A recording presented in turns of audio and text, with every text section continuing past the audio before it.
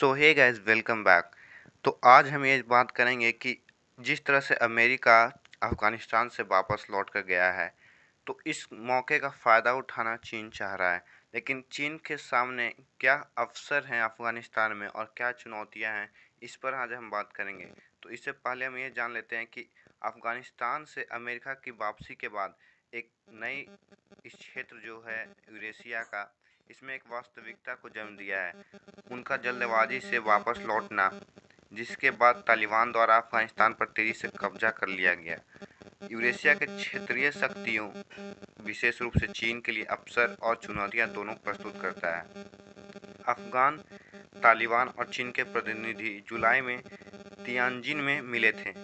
अफगान तालिबान ने कहा कि वह किसी भी बल के लिए चाइना के खिलाफ उसका उपयोग होने से रोकेगा, किसी को प्रयोग करने का अनुमति नहीं देगा जो चाइना के विरुद्ध जाए अपनी मिट्टी को। इसके अलावा यह आशा भी किया था कि चाइना हमारे लिए शांति और सुलह प्रक्रिया में और अधिक शामिल हो जाएगा और इसके भविष्य के पूर्ण निर्माण और आर्थिक विकास में एक बड़ी भूमिका निभाएगा।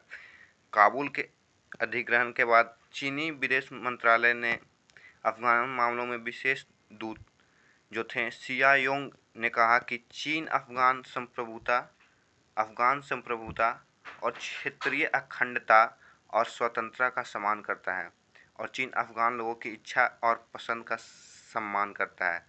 अफगानिस्तान में चीन की भविष्य की स्थिति के बारे में अलग अलग तर्कों के बावजूद अफगानिस्तान में चीन की भविष्य की स्थिति के बारे में आमतौर पर दो व्याख्यान तो निकल ही रहे हैं, जो भी दो थाउट लोगों का आ रहा है, एक अवसर और एक चुनौती। अगर जहाँ पर अपॉर्चुनिटी है तो वहाँ पर कहीं ना कहीं घाटा होने का भी ज़रूर उम्मीद है। तो पहले हम बात करते हैं चीन के लिए अवसर वहाँ पर क्या है। तो अफ़गानिस्तान से जब निकला अमेरिका, तो राष्ट्रपति बाइडेन के जो फैसले थे, उनके आलोचक ने दो तरह से दावा किया कि इससे देश पर चीन की आर्थिक और राजनीतिक प्रभाव दोनों में वृद्धि होगा। इसके अलावा उनका तर्क है कि अमेरिकी सेना के वापसी से अफ़गानिस्तान में एक शून्य पैदा हो गया है और चीन के पास मध्य और दक्षिण एशिया दोनों में अपनी क्षेत्रीय स्थिति में सुधार करने के लिए बदलने और देश से संसाधन निकालने का मौका होगा। सबसे पहले अफ़गानिस्तान में नई स्थिति चीनी कंपनियों के लिए नए अवसर पैदा करती है, खासकर दुर्लभ जो भी पृथ्वी की धातु रेयर अर्थ मेटल जो होते हैं।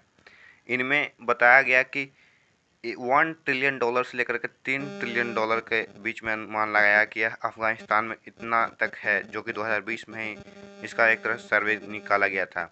और इससे पहले मैं ये भी आपको बता दूं कि दुनिया का 85% से अधिक रेयर मेटल जो है चाइना एक्सपोर्ट करता है, मतलब चाइना से आता है। अगर यहाँ पर अफ़गानिस्तान में उसको रेयर मेटल्स का एक्सेस मिल जाता है तो यह काफ़ी और एक तरह से आप कह सकते हैं निवेश इसका एक बड़ा मार्केट बन जाएगा, क्योंकि इसमें चाइना पूरी तरह से इंटरेस्टेड है। इसके अलावा जो दूसरा है, आप इस पर ध्यान देंगे तो देश में जो भी संभावित स्थितियां, जो स्थिरता जो है वहाँ पर, वो तालिबान को एक तरह से फुसलाया जा रहा है। यह चाइना भरोसा दिला रहा है कि जब आपके यहाँ सीपेक जब पार होगा, चाइना पाकिस्तान इकोनॉमिक कॉरिडोर, तो आपके यहाँ इकोनॉमिकली आपका ट्रेड के जरिए आपका भी बहुत फ़ायदा होगा। तो चाइना सोच रहा है कि हमारा जब जो सीपेक है वो अफ़गानिस्तान से होते हुए गुजरे, ताकि और उसका जो भी चीन के बेल्ट एंड रोड इनिशिएटिव है वो सक्सेस हो पाए। तो चाइना का यहाँ पर भी एक चाल है कि इससे फ़ायदा अगर होगा तो काफ़ी अच्छा है। और 2 सितंबर 2019 में चीन, पाकिस्तान और अफ़गानिस्तान के विदेश मंत्री सीपेक के बारे में मीटिंग भी किए थे, लेकिन अब तो तालिबान आ गया। अब देखना यह है कि तालिबान क्या करता है। ऐसे तालिबान तो जाकर के चाइना में मिल भी रहा है, एक तरह से आप कह सकते हैं प्रो चाइना तो अभी से ही दिख रहा है वो।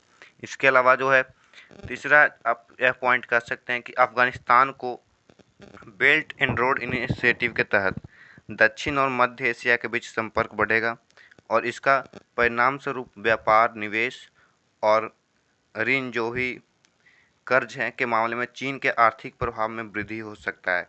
चीन जिस तरह से लोगों को डेब्ट ट्रैप में फंसा रहा है, जिस तरह से आप देख रहे हैं कि अभी हाल फिलहाल में श्रीलंका का जो हालत हो गया है डेब्ट ट्रैप के कारण, इमरजेंसी एक तरह से वहाँ पर इम्पोज कर दिया गया।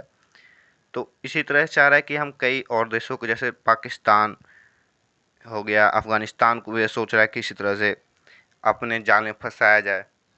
इसके बाद चीन और रूस के बीच एक नए रास्ता का भी जो है मध्य एशिया के मामले में है।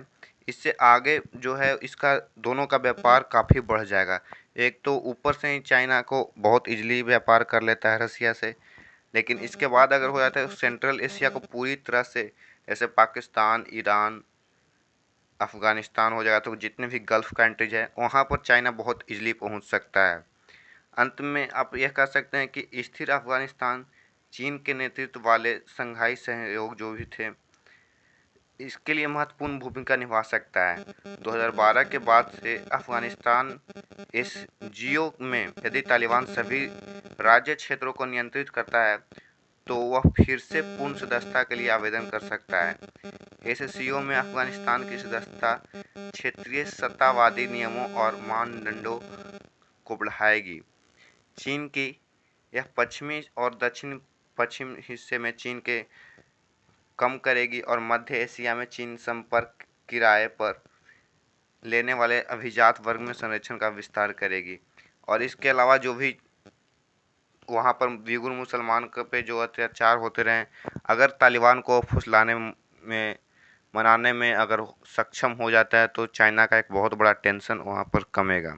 इसके अलावा अगर दूसरी चुनौतियों की बात करें तो चुनौतियाँ जो हैं वहीं अफ़गानिस्तान के हालात चीन के लिए उतने अच्छे नहीं हैं जितने कुछ विशेषज्ञ बताते हैं। राज्य की अस्थिर स्थिति के कारण तालिबान की वापसी चीन के लिए अवसरों की तुलना में अधिक चुनौतियां पैदा कर सकती है। सबसे पहले तालिबान की घोषणा के बावजूद कि युद्ध समाप्त हो गया है, इस बात की कोई गारंटी नहीं है कि अन्य जातीय धार्मिक समूह, विशेष रूप से कट्टरपंथी जो इस्लामिक समूह है, तालिबान का विरोध नहीं करेंगे। इसके अलावा इस बात को लेकर बड़ी अनिश्चितता है कि क्या तालिबान देश को स्थिर करेगा या अफ़गानिस्तान में एक अंतहीन गृह युद्ध को प्रोत्साहित करेगा। उदाहरण के लिए आप यह समझिए कि जिस तरह से पंजशीर में अभी चल रहा है, अमरुल्लाह साले और जो भी वहाँ पर पंजशीर में जो रेजिस्टेंस उनको मिल रहा है, तो यह आप कह सकते हैं कि यह सिविल वॉर ही हो रहा है। तो यह कहा नहीं जा सकता। जो मुजाहिदीन नेता अहमद शाह मसूद के जो बेटे हैं अहमद मसूद ने भी तालिबान को एक वैध सरकार के रूप में मान्यता नहीं दी और उन्होंने कहा कि उनका पंजशीर घाटी छोड़ने का कोई इरादा नहीं है। तो अभी लगातार वहाँ पर हमेशा कन्फ्लिक्ट होते जा रहे हैं और कई तालिबान लड़ाके जो हैं वो मारे जा रहे हैं पंजशीर की वैली में, लेकिन पंजशीर में ऐसा कोई नहीं सामने आया कि वो लोग के तरफ से उतना उनको घटा हुआ हो। इसके अलावा तालिबान एक एकीकृत नहीं बल्कि एक खंडित संगठन है, इसलिए इस बात का कोई गारंटी नहीं है कि संगठन की विभिन्न जितने भी शाखाएं हैं चीन या मध्य एशिया के भीतर आतंकवाद और अलगाववाद का समर्थन नहीं करेगी। जिस तरह से ISIS खुरासन को बताया जा रहा है कि वह ISI जो भी है या तालिबान के साथ मिलकर काम कर रहा था, लेकिन अमेरिका को लगा कि तालिबान ISI के खिलाफ काम कर रहा है। तो जिस तरह से धूल झोंकने का कोशिश कर रहा है तालिबान, उसमें हो सकता है तालिबान सफल हो जाए और चाइना इसमें असफल हो जाए। लेकिन ग्लोबल टाइम्स को बताया कि तथ्य यह है कि तालिबान के भीतर भी अभी भी पूर्वी तुर्कमेनिस्तान आंदोलन के समर्थक हैं। इसके अलावा जबकि अफ़गान तालिबान अन्य समूहों का समर्थन नहीं करता है। अफ़गानिस्तान में उसकी जीत कट्टरपंथी समूहों के लिए प्रेरणा का स्रोत हो सकती है और मध्य एशिया में कट्टरपंथ के उदय में योगदान कर सकती है। उज़्बेकिस्तान के इस्लामी आंदोलन जो भी हैं, हिज़्ब उत तहरीर और पाकिस्तान तालिबान जैसे ये समूह हैं, मध्य एशियाई और पाकिस्तान सरकारों पर भी दबाव बढ़ा सकते हैं।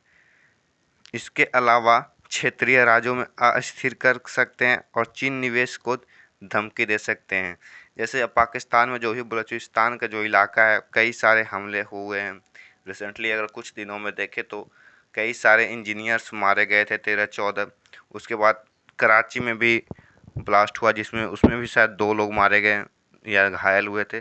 तो बहुत बार ऐसा हो रहा है कि चीन के खिलाफ बम्बार्डमेंट या वैसा आतंकी हमला करने की कोशिश किया जा रहा है। तो यह चाइना को यह भी एक डर सता रहा है कि कहीं यह आंदोलन ना शुरू हो जाए जो चाइना के लिए एक सरदर्द बन जाए। तो आप क्या सोचते हैं इसके ऊपर हमें कमेंट बॉक्स में ज़रूर बताइएगा। तब तक के लिए जय